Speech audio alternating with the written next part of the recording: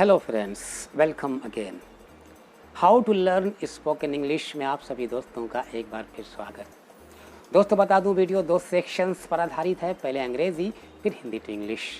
पहला भाग अपने उन दोस्तों के लिए जो अंग्रेज़ी पढ़े हैं या पढ़ रहे हैं, जबकि दूसरा भाग यानी हिंदी टू इंग्लिश अपने उन दोस्तों के लिए जो अंग्रेज़ी नहीं पढ़े हैं लेकिन मेरे इन वीडियोज़ के माध्यम से अंग्रेज़ी सीखने की कोशिश कर रहे हैं। Okay friends, you know the students are the future hope of a nation. So we can say the students must be hopeful themselves. I think first of all, we should try to understand what is hope. Who is actually hopeful? And why should the student be hopeful always? Dear friends, hope is a special kind of energy that never allow us to stop our struggle. It helps us to rise again when we fall down sometimes. In a student's life, when he fails in an exam, its role becomes more important. Particularly when you are struggling for beating a competition and you need to make an attempt again and again. Hope is a basic feature you need if you want to do something. If you have no hope, you cannot make any kind of strategy. First you need hope, then a better strategy, and then to act upon it honestly. Dear friends, not only I want to advise you to be hopeful even in the most adverse condition, but also you must keep yourself away from the person they talk always hopelessly. They can see only the dark aspect of the matter. No doubt, what they want to tell you is their own experience. But the point you have to understand is that you can see clearly that they have become completely hopeless. Dear students, usually we think that failure makes a person hopeless, but actually we become hopeless if we don't have a positive thought. We blame others for our failure. It is very easy to understand that when total responsibility goes to others at our failure, it becomes clear that we do accept now nothing can be done. Everything is beyond our attempt, and as other people cannot be changed, so it is impossible to do something. And of course, there is no need to change ourselves. In this way, we become hopeless and we do close our account of success ourselves. और दोस्तों, अब Hindi to English. दोस्तों धीरे धीरे करके, थोड़ा थोड़ा करके आप मेरे इन वीडियोस के माध्यम से अच्छी खासी अंग्रेज़ी सीख चुके हो। लेकिन अगर आप चाहते हो कि आप पूरे तौर पर, मुकम्मल तौर पर, फर रवानी के साथ अंग्रेज़ी बोल सको, तो इसके लिए अभी आपको बहुत कुछ सीखने की ज़रूरत है।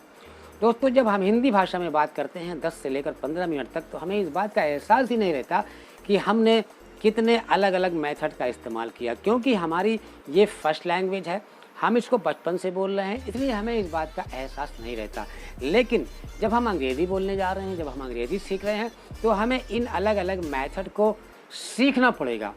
दोस्तों आज इस वीडियो में हम सीखने जा रहे हैं इस मेथड को। अगर हमें ये कहने की ज़रूरत हो कि मैं ये काम कर चुका हूँ, यानी अगर मुझे ये कहना हो कि मैं अपना खाना खा चुका हूँ, मैं दिल्ली जा चुका हूँ, मैं ताजमहल देख चुका हूँ, मैं उससे बात कर चुका हूँ, तो इसको अंग्रेज़ी भाषा में कैसे बोला जाएगा।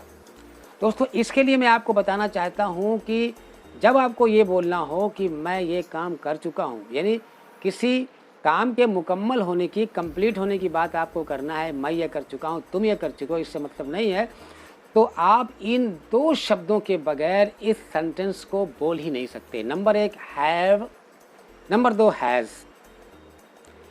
जब ये दो शब्द हैं तो आपको ये भी जानना होगा कि कब हमें हैव का इस्तेमाल करना होगा और कब हमें हैज़ का इस्तेमाल करना होगा। बहुत ही सरल, बहुत ही आसान।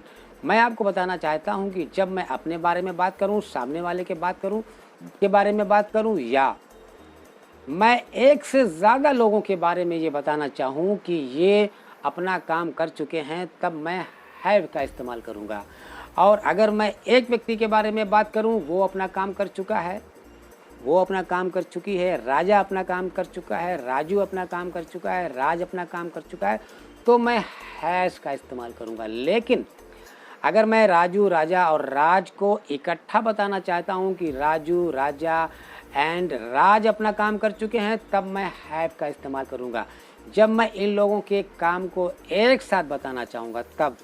लेकिन ये तीनों अपना काम कर चुके हैं, लेकिन मैं इन तीनों को अलग अलग बताना चाहता हूँ। सबसे पहले मैं बताना चाहता हूँ कि राजा अपना काम कर चुका है, फिर मैं बताना चाहता हूँ कि राज अपना काम कर चुका है, फिर मैं बताना चाहता हूँ कि राजू अपना काम कर चुका है। तो मैं बोलूँगा Raja has, Raju has, Raj has. तो दोस्तों ये है तरीका कि कब हम हैव का इस्तेमाल करेंगे और कब हम हैज़ का इस्तेमाल करेंगे। मसलन अगर मुझे अपने बारे में ये कहना है कि मैं अपना खाना खा चुका हूँ, तो मैं दोस्तों इसको अंग्रेज़ी भाषा में कैसे बोलूँगा? सबसे पहले मैं बोलूँगा आए। सबसे पहले मैं बोलूँगा आए। अगर मुझे तुम्हारे बारे में ये बोलना है कि तुम अपना काम कर चुके हो, तो सबसे पहले मैं बोलूँगा यू। अगर मुझे बोलना है कि वे अपना काम कर चुके हैं, तो सबसे पहले मैं बोलूँगा वे। अगर मुझे बोलना है कि हम सब अपना काम कर चुके हैं, तो सबसे पहले मैं बोलूँगा मैं वी। उसके बाद आपको इस बात पर ध्यान देना होगा कि इसके साथ लगता क्या है, हैव लगता है या हैज़ लगता है। अगर मुझे अपने बारे में बताना हो कि मैं ये काम कर चुका हूँ, तो जाहिर सी बात है कि मेरे अपने साथ लगता है हैव, तो मैं बोलूँगा आई हैव। आधा सेंटेंस कंप्लीट हो गया दोस्तों। अब मुझे करना है कि जो काम मैं मुकम्मल कर चुका हूँ उस काम का नाम मैं लूँगा, लेकिन उसकी तीसरी शक्ल बोलूँगा। इसका मतलब ये है कि काम की कई शक्लें होती हैं। जी हाँ, काम की 3 शक्लें होती हैं दोस्तों। एक शक्ल तो आप जानते हैं, जैसे गो, आप जानते हो जाने का नाम है गो। लेकिन दोस्तों इसकी 2 और शक्लें होती हैं। नंबर 2 वेंट, नंबर 3 गान। इसका मतलब इसकी जाने का नाम है गो, इसकी 3 शक्लें हैं। नंबर 1 गो, नंबर 2 वेंट, नंबर 3 गान।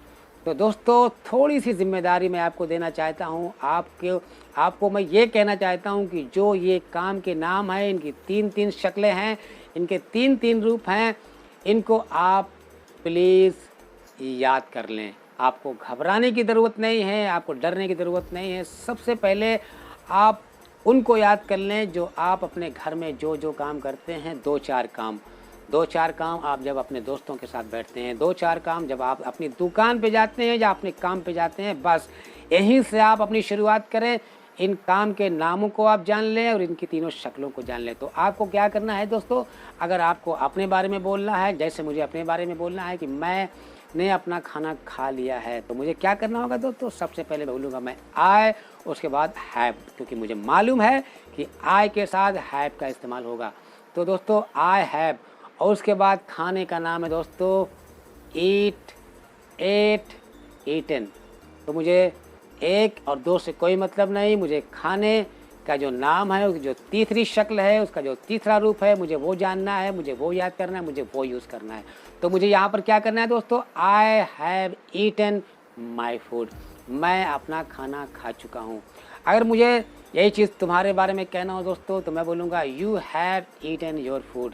अगर मुझे राजा के बारे में बोलना है, क्योंकि राजा अकेला है, राजा एक है, तो मुझे बोलना होगा राजा हैज़ ईटन हिज फूड। अगर मुझे राजू के बारे में बोलना है, तो मुझे बोलना होगा Raju has eaten his food. अगर मुझे उसके बारे में, उस लड़की के बारे में बोलना है, तो मुझे बोलना होगा she has eaten her food. Okay friends, see you again with new video.